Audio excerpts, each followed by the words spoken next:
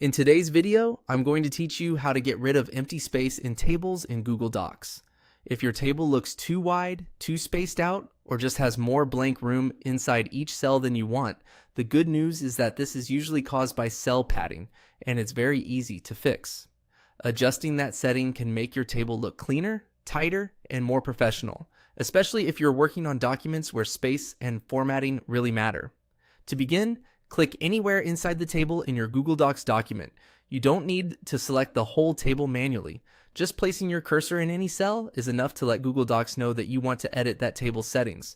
Once your cursor is inside the table, right-click and look for the option called Table Options. Go ahead and select that. This opens the formatting controls for the table, where you can make changes to how the cells look and behave.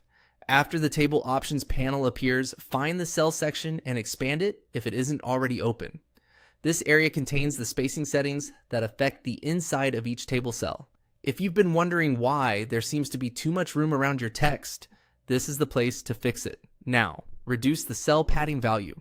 As you lower this number, the empty space inside each cell becomes smaller, which makes the content sit more closely within the table. You can decrease it gradually until the table looks the way you want. A small adjustment can make a big difference, so it's a good idea to watch the table as you change the value and stop when the spacing feels right. Once you're happy with the result, simply close the panel to apply the changes.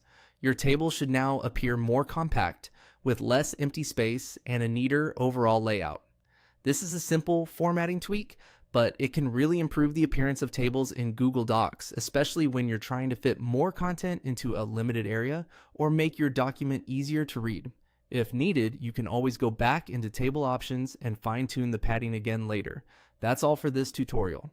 Thank you for watching.